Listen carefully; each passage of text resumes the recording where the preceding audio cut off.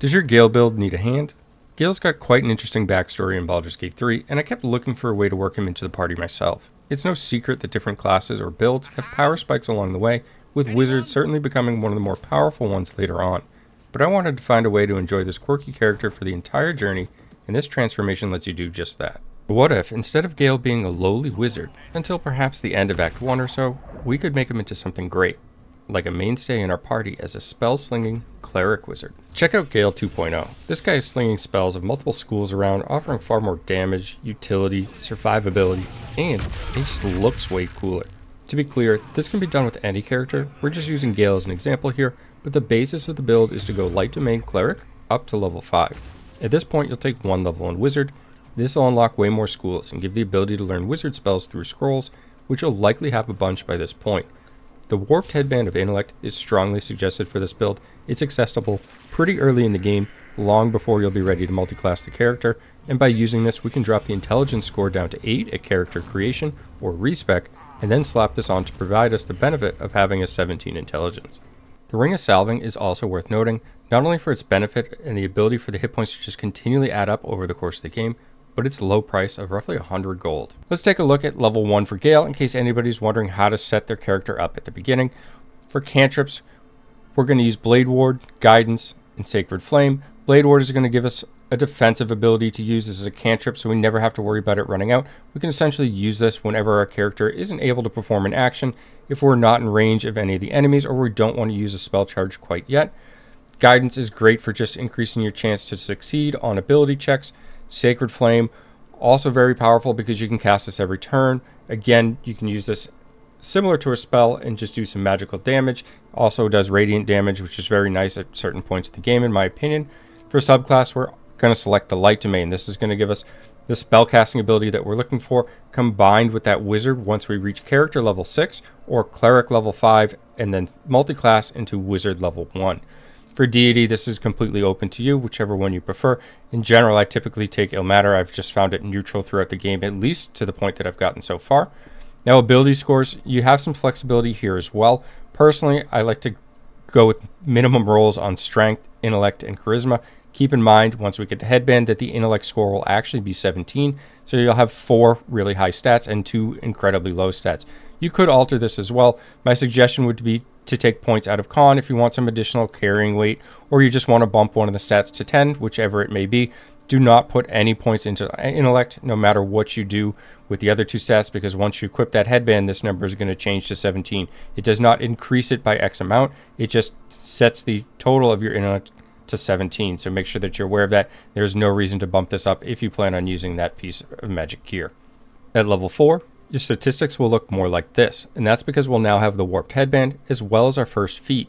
For the first feat, we're going to take Ability Improvement, which will allow us to add 1 point to either 2 stats or 2 points to 1 stat. We're going to use this to add 1 point to Con, 1 point to Wisdom, allowing us to reach even numbers with both of those. Take a look at this save file from level 6. At this point, Gale is a level 5 Light Cleric with level 1 in Wizard, and this is all you really need for this multiclass to work. You'll put the remainder of the levels that you gain as you play through the game into Cleric. Now, in no particular order, just take a look at the massive amount of spells we already have at this point and the different amount of schools and what they can do. We've got heals, AoE heals, utility, support, crowd control, damage, AoE damage, and the list just goes on and on, whether we're doing fire damage, thunder damage, radiant damage, and so forth. This class is just extremely versatile. When you first multiclass your character, you'll only have 1 spell memorized or prepared. What you need to do is go into your spellbook, into the Wizard tab, and then select the additional spells. And the reason for this is because you have an Intellect of 8, and once you equip that Warped Headband, which is after your character creation or after the multiclass, you'll get these additional slots from that higher Intellect. So make sure that you check this, or if you're wondering and scratching your head, why don't I have access to more spells? This might be the reason why. In terms of spell choices, it's difficult because you have access to so many, and it's going to vary depending on your individual playthrough. You might have found scrolls that other players have not, so it's tough for me to say that you should use this and learn this Wizard spell and so forth. You can balance the Cleric spells that you have access to with the scrolls that you've learned, and you should have a feel for this by this point in the game when you're able to multiclass. We're going to close out with some more gameplay here to help you decide whether this is the type of build that will work well for your party. Now in this battle, I completely changed gears from the opening scene that you saw earlier. We'll be using the Cleric Wizard to frontline, support, buff, and even tank in this encounter, so this really shows off the versatility well. This is my main healer or support character in this party, and the added benefits that the character provides allow me to run a more offensive build in that regard, and it's extremely enjoyable, to be honest.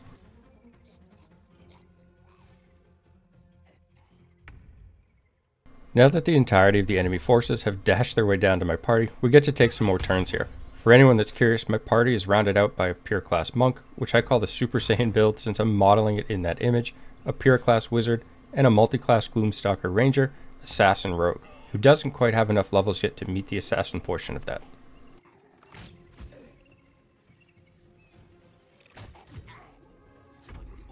My party composition has an enormous amount of firepower with the setup, and I very rarely actually have to use a pure heal.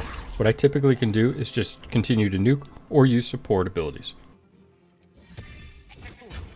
Spiritual Weapon is a pretty amazing spell in my opinion. It can draw the aggro of enemies, reducing the damage that your party helps, again reducing the amount that you actually need to heal your party members, and on top of that, it has a surprisingly high hit chance for a summon spell.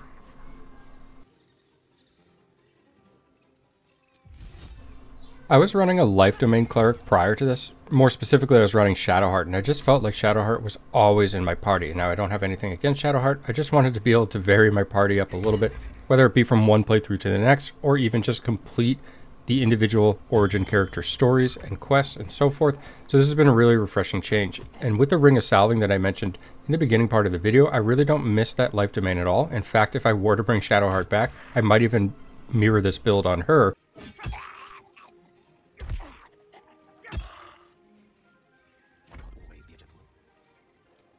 Now I'm casting Spirit Guardians here, and this spell does AoE damage around you to any creature that enters or that you come into range of, as these mobs is the first time I'm dealing with them. So what I'm seeing is that they're rezzing each other, and I'm hoping that if they res a mob within range of me, that it'll just die instantly from the AoE damage. So we're going to see how that works out.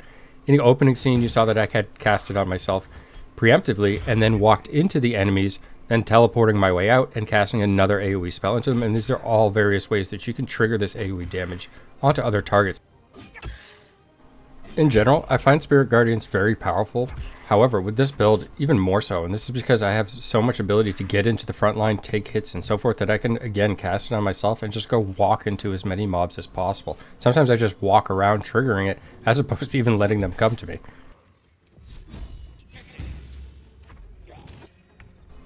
If you enjoyed this build video, I'll be making updated guides for the remainder of the characters in my party in the next couple of days, and I'll update those in the description below. As always, thanks for taking the time to watch, and have a great day.